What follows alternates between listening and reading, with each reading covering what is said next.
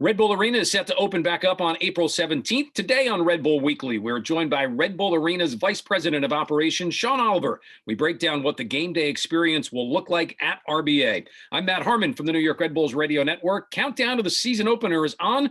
Thanks for joining us for our latest episode of Red Bulls Weekly.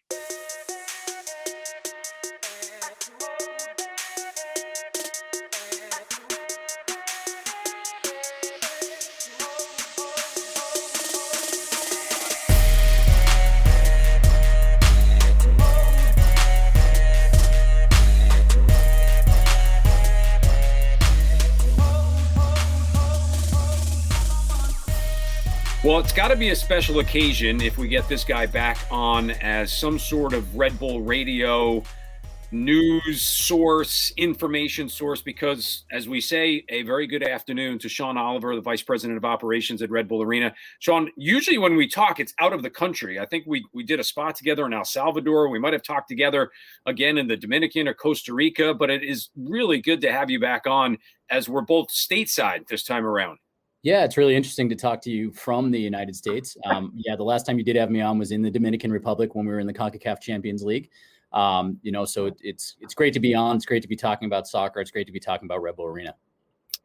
And when you say talking about Red Bull Arena, it takes on a whole new perspective this year after 2020, when there were no fans in the facility at all, short of that one game against FC Cincinnati in the beginning of the season. And I know as Red Bull will start at home on April 17th. The anticipation as it sits right now that limited fans will be back in. I would imagine with all of the planning, all of the different little implementation of guidelines, of health perspectives, of social distancing, you have been one busy guy getting that place ready.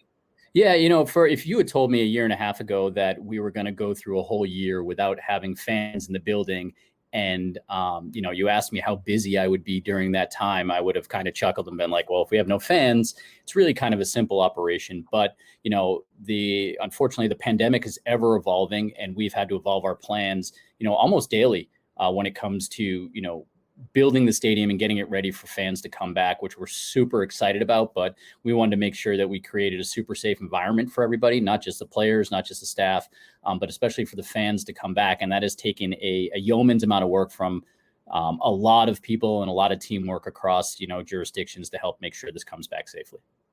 Sean, there's so many little pieces to this puzzle, I would say. And as you just kind of stated, I mean, your plan probably changes every day because the guidelines of which you might be working in also might change. If you can, when you consider maybe the information that you're given from Major League Soccer, but that also has to be compared to what you're given from the state of New Jersey. So it's not necessarily MLS saying, okay, go ahead and open, or New Jersey saying, go ahead and open. The two basically have to work in conjunction with what works for Red Bull Arena.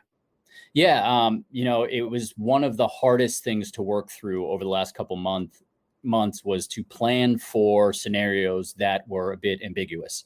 So we did not know what the state was going to come out with. Luckily, we were tied in with the Prudential Center really well, and we've had great communication with the state of New Jersey on where this was going and what it was leading to.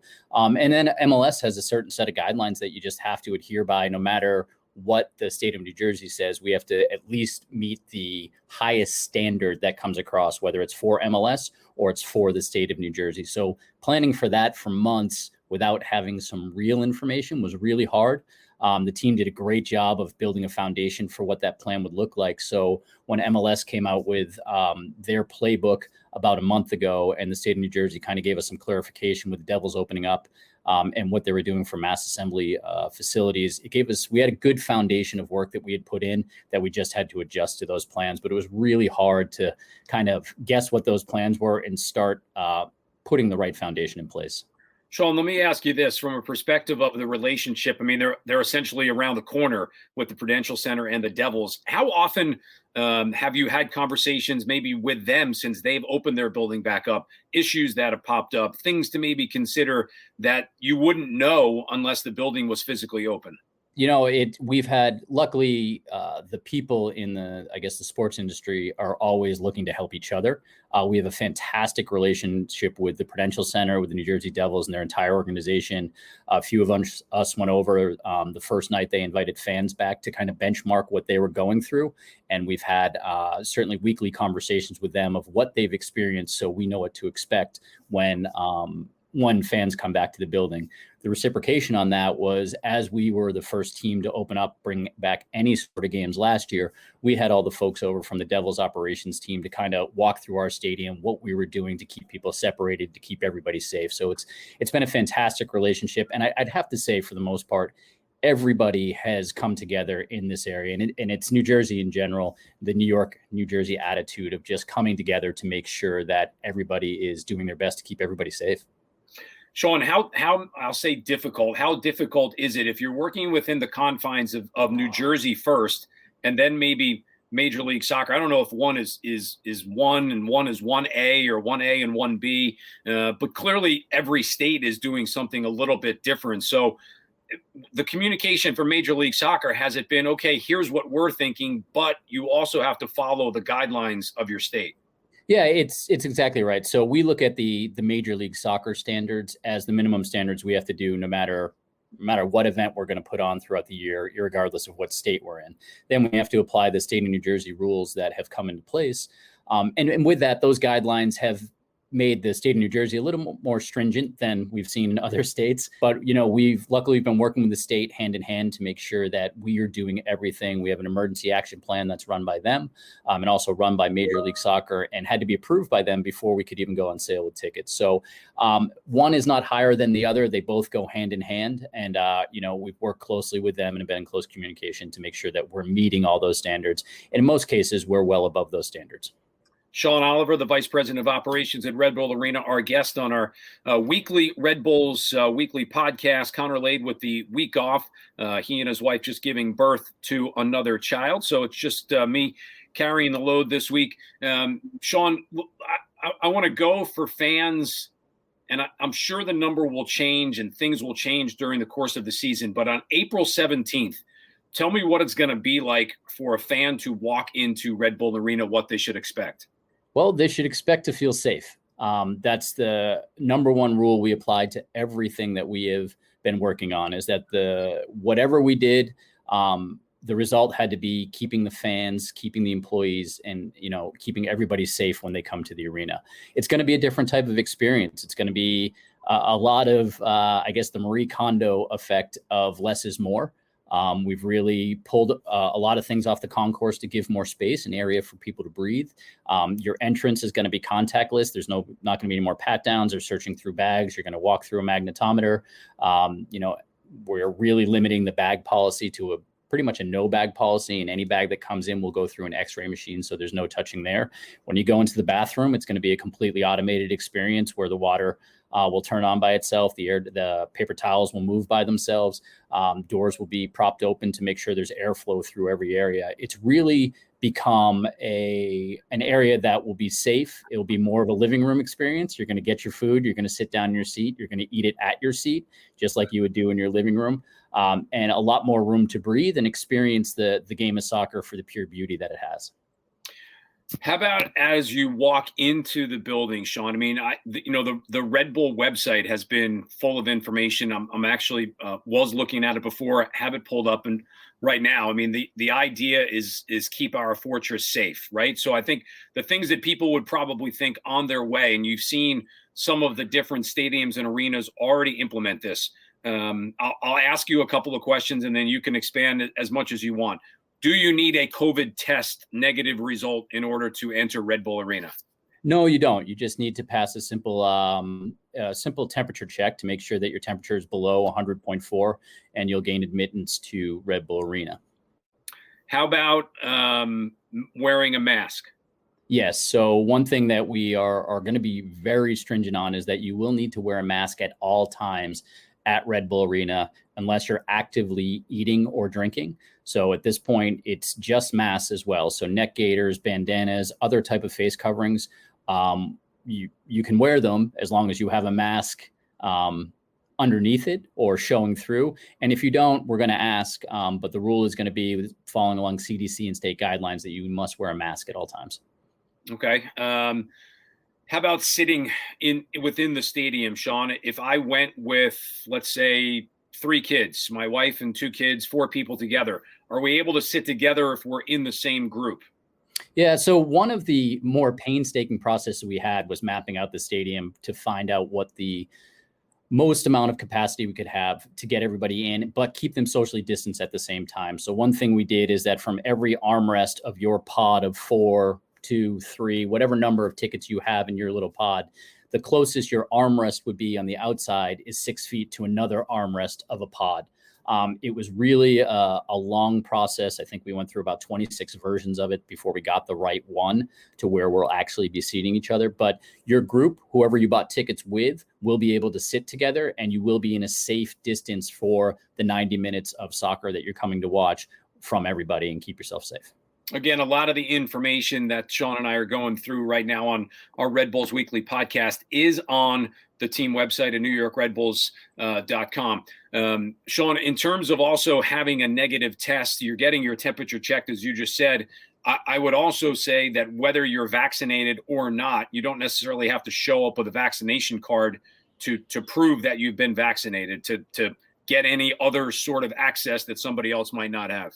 No, right now the state of New Jersey hasn't, I guess nobody's really defined what those vaccinations are. So for us, we've just kind of put it down as everybody's the same when they come to Red Bull Arena. You pass the temperature check, you're okay to go into the arena. There's no special vaccinated sections at this time or vaccinated concession stands or anything like that.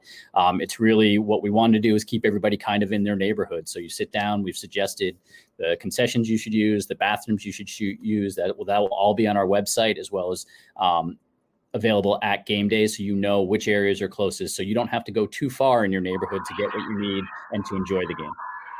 How about when you think of it from a perspective of the parking situation? Will you be having to park in a certain area in order to get into the arena? So let's say if you normally go in gate A, are you going to have a specific parking spot, or is the parking still open the way that it used to be?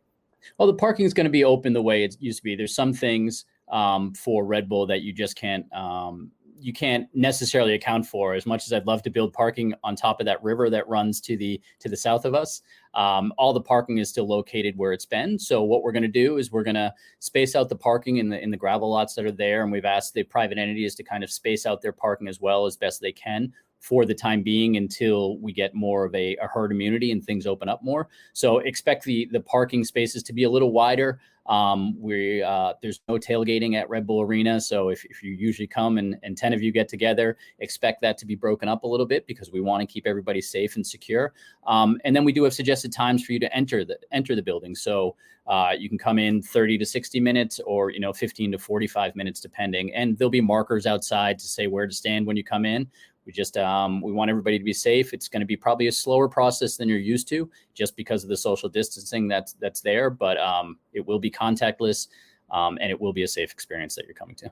Sean, how about the staff? I mean, clearly you have to go through a pretty massive training for everyone who works at Red Bull Arena. Has there been, we're not quite a week out, but we're almost a week out. Has there been a run through so people feel comfortable from the staff perspective of how to welcome guests into the building? Yeah, well, we have some pretty awesome partners that we're working with: Delaware North, Securitas, Italian, who's our cleaning company. They're all going through their trainings right now, from anything from food service to how to greet a guest to the same way you'd want to keep distance from a guest while resolving a problem. We're actually going through that test tomorrow, and we'll also we'll have a soft opening so everybody can kind of run through it under a little more pressure, like a game-like situation. So we're basically having a scrimmage this weekend for the stadium, just to make sure we work out the kinks and make sure that everything is going smoothly. So when fans arrive on April 17th, they'll be good to go, and they'll know that we've all been trained, tested, and ready to serve them. Sean, do you need me to work undercover? Because I'm going to be at the game on the 10th, the scrimmage, to do a broadcast. I mean, do I need any sort of covert operation that you and I can put together? No, but all feedback is welcome. The one thing that we are striving to do, and this pandemic has taught us, is that we need to keep evolving. We need to keep getting better. So any feedback we can get, constructive, of course, is always welcome. So when you come in, if you see something that you think we can do to improve, you've got my number, you've got my email. There's a million ways to contact me. Please reach out, because really what we're trying to do is get better every day and evolve this experience for our fans so they have a perfect time when they come here. Maybe not necessarily a question for you, Sean, but I'm gonna ask it to you anyway, because I'm sure you've been involved with the discussions. For somebody who, let's say, they want to come to the game on the 17th, and because there are a limited number of seats and tickets, they can't get it. Can you still buy the ticket on StubHub, or is your ticket that you buy, is it now affiliated with your name in a different way than maybe it would have done in the past? Well, for me, I'm not 100% in tune on where the ticket goes once it leaves the Ticketmaster epicenter. But for me, the good thing is that I'm not concerned about where the ticket goes, because we're providing such a safe experience inside that whoever gets that ticket is going to be socially distanced, is going to be required to wear a mask, is going to be kind of kept in their neighborhood and where they can go in the stadium. So wherever that ticket goes, we know we're creating a safe experience inside the arena for whoever hands that ticket and uses that ticket to access. You've been with the team for so long, Sean, and you think of it, Red Bull Arena is still one of the crown jewels in all of Major League Soccer, and really the soccer world of the United States, and probably here in this hemisphere. Have you ever had to deal with as much from being in charge of the building than you have over the course of now, let's say, the last 12 to 15 months? No, the interesting thing is I've been involved. I think my first year in Major League Soccer was 1998. So I've been around the block once or twice, and I've been to a ton of different events during this time. We've hosted a ton of different events, high scrutiny events like Manchester United in the All-Star game, Eastern Conference Finals, different matches like that. But I'd have to say the one thing that we learned early on, I want to say April of last year, was that 20 years of experience kind of has to be forgotten. We have to reimagine what that experience is going to be. We really had to take that knowledge and apply it as best we can, but also keep an open mind and be flexible, understanding that fans have one expectation, and we want to meet that guest experience as best we can. And it's an evolving, as I've mentioned before, it's an evolving pandemic. It's an evolving situation. And, the one area where we didn't want to get stuck is saying, this is how we have to do it no matter what. So we really took one guiding principle: is we need to keep everybody safe. And with that, we've just kept our eyes open, our ears open, making sure that we were flexible enough that, hey, look, if this was our plan and it didn't work, we evolved it. And I guess when you have that one beacon of keeping everybody safe, just every decision we made, are we doing this to keep people safe? Yes. Okay, we're going to do it then, as opposed to, this is what we're going to do. I don't care. That one beacon really helped us get through the last, 12 to 15 months building this plan for April 17th. Sean, think of all the terms that have become almost second nature in the course of the last now year. I'm going to throw contact tracing out at you. What will it mean for people that enter the stadium if at some point it was learned that somebody else that was in the stadium on the same day turns out to be COVID positive? Well, part of the ticket buying process now is you're checking a couple boxes, giving us some information to reach out to you in case something happens. It's one of the harder things to control and work with. But the good thing is we have some great people who have gone through a lot of trainings on contact tracing in general. So if there is an issue at the stadium, fans should expect to get a call from someone saying there was an issue. You might have been exposed. Here are the steps you should take. The good thing is, like I said, if you maintain your 6-foot distancing, if you're wearing a mask, if you wash your hands, all those steps that we've been told from the beginning, that should put us in a pretty good place. We think we've set it up so that no matter who comes to the stadium, no matter what happens at the stadium, when you go home, you're as safe as you were when you entered. So, with that, putting safety first, all the steps we've put in place, we do have a good contract tracing system in place, but we also think that, we've built the safety standards around that to make sure that we will not have to put those into place. Well, Sean, what will it mean if it says going through the process, the Global Biorisk Advisory Council STAR facility? What will that mean for Red Bull Arena under the assumption that RBA does get that accreditation? Yeah, I'm gonna simplify that. We're just gonna call it GBAC just to make it a little easier for everybody. But that GBAC accreditation is something that we've worked for about a year now. Simply stated, when we decided that when we found, started thinking about bringing fans back to the building, we wanted to make sure that we were taking all the steps possible to show that we are doing every single thing we can to keep people safe. One of the things is that there was no standardization that we had to measure ourselves against for cleaning, for, air quality, for, disinfecting and policies and procedures of bringing people in and out of the building. So we've worked with GBAC for about 9 months now to make sure that we get that accreditation. We've met all their standards. We're in the final stages of review. My team has worked very hard, in putting all that stuff together. The good thing was when we had to submit everything, we did have a great foundation already built for that. So what we were doing in general was pretty close to what we needed. So we just took a couple of pieces that we had to implement to make it a little better. Some of those things where we added high quality air filters into our air handler units, hospital grade, so that any particles that were coming through there, they were disinfected and make sure that the air was safe. And we added polarization units to all our air handlers as well. So all the air that you're breathing on an inside space, if you do go to one, is super clean air, completely eliminated of toxins. Not necessarily looking for you to compare to any other stadium or arena, but that accreditation, is that something that now most professional teams and organizations that have a facility to run, are they shooting for something like that? Or is that more Red Bull Arena centered than anything else? Well, we were the first MLS team to specifically reach out to GBAC and say, hey, this is a road we want to go down. It's very important to us that we meet the standards that you're setting out. I think there are a couple other teams now that have done it. Hard Rock Stadium in Miami was one. Barclays Center is another. But we were the first MLS team to really reach out and say, we need to go down this path to make sure that we're keeping our fans safe. And, we're lucky enough to have made that investment for that to come to a reality.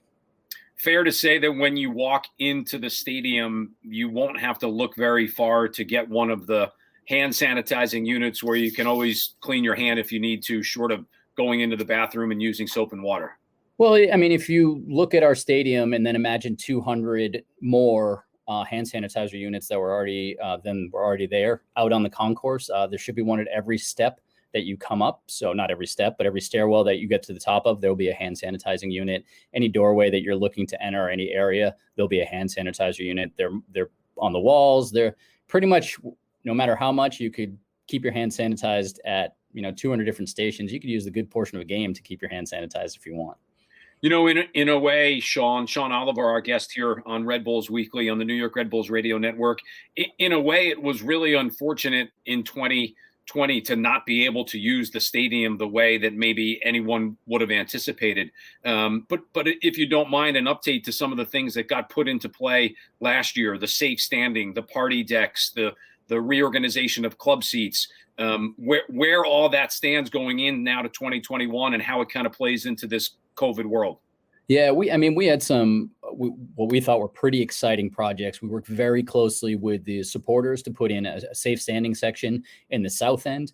If you notice there in the south end, the entire wall is going to be red seats now, except for the red seat was replaced with a black seat. So just a little nice touch there. We're excited to bring our supporters back in that area. It will be socially distanced and those will be marked out.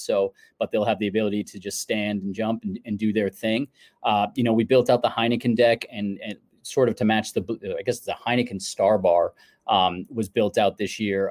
Unfortunately, won't be able to use it in the way that we intend to as a congregation area to start, but we're hoping by mid-season when hopefully social distancing guidelines are relaxed a little bit, that we'll be able to use that just as we use the Blue Point deck as an area for people to enjoy a drink, watch the game while standing up and hanging out with their friends. The Honda deck is something we put on the 200 level, more of party tables to sit down, group outings to come and enjoy the game with your friends, and be able to see the match from an awesome point of view. The second level, if anybody is a soccer purist, that 200 level is a great place to watch the game unfold.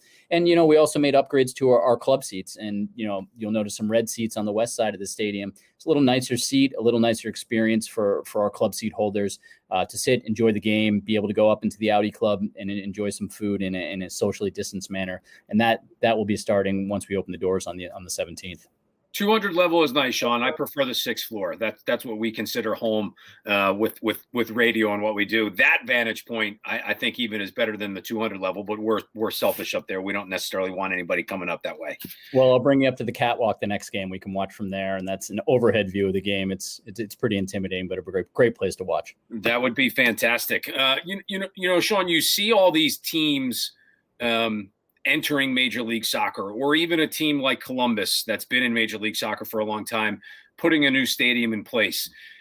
How does Red Bull Arena stay in front of all these new places and continue to be what I would say one of, if not the premier destination for soccer in the United States? You know, I'm going to answer this with a trip down memory lane real quick. I worked for the New England Revolution when I first started, and we played the Columbus Crew when they opened up Crew Stadium for the first time. And I remember I was on the field and just thinking, wow, this is amazing. A soccer stadium that is, you know, dedicated to soccer, to professional soccer, that is out here now. Like, this is is anything better than this? Now I go to Crew Stadium and you're just like, wow, this was the first stadium. And I can see where I get to come to work every day, see some of the new stadiums like Austin coming online, Sporting Kansas City. You know, the Minnesota Stadium is unbelievable. LAFC, all these stadiums are just amazing now. We're lucky enough to have some progressive people thinking, hey, we need to continue to build this. The way they built the stadium originally, it's pretty awesome. It's just an awesome place to watch soccer or any sort of sporting event. You know, there's not a bad seat in the house. And I'm not saying that as someone who has worked at the stadium for the entirety that it's been here, but it's true. I've never heard anybody complain about their seat location, their ability to see the game. And for us, it's always, you know, kind of what I said to the pandemic. You got to be evolving, and you've got to keep your eyes open and listen to your fans and what they're asking for. And what makes sense for 25,000, we're going to put that into the building and keep evolving, because it's such a beautiful gem. And people to this day will come and say, hey, look, I've been to a lot of the soccer stadium, but there's something about this place that is just a little better than every place I've been. I would imagine too, Sean. I mean, listen, over the course of the last, this will be the 7th year I've been fortunate enough to work within the organization on the radio side of things. It's evolved in the last couple to how can we get more events in here? How can we get more concerts in here? How can we do more stuff to kind of promote what Red Bull Arena is? I would imagine right now that has taken a little bit of a back seat because everything just has been centered on getting the stadium up and going for soccer again. Yeah, yes and no. I will say this, you know, we always want to bring in more events and do different things, but we know that, you know, Red Bull Arena is the home of the New York Red Bulls. And that's first and foremost our goal is to create an atmosphere and create a field that really is perfect for professional soccer. And I have to admit, our grounds team does yeoman's work every year. The amount of games we had last year on that field and the condition that they kept it in throughout, you know, what ended up being 35 Major League Soccer games over the course of 3 months on a professional field without a complaint about the field quality is a real testament to their work ethic and, you know, the amount of concentration we put on making sure that first and foremost we're a professional soccer stadium. But, you know, there are opportunities. Like I said, it's a great place to watch any sort of sporting event. If anybody was here at the Dispatch concert in 2011, an amazing scene, and not a bad seat in the house. So we're definitely open to new opportunities and looking for any way we can bring more eyes to Red Bull Arena and hopefully turn them into New York Red Bull fans. Let's finish with a couple things. You said a busy arena last year in 2020. It will be busy again here in 2021, not just for Red Bull, but for other teams that will use it. Of course, the talk has been NYCFC has been able to use it a little bit because of conflicts with Yankee Stadium. Last year, Montreal, connections to what was Sky Blue, rebranded, ironically enough, today as Gotham FC. So all of these teams do want to be part of what's going on at Red Bull Arena, which makes the challenge for you as the operational director probably even a bit more challenging, especially in a time period where COVID is still front and center.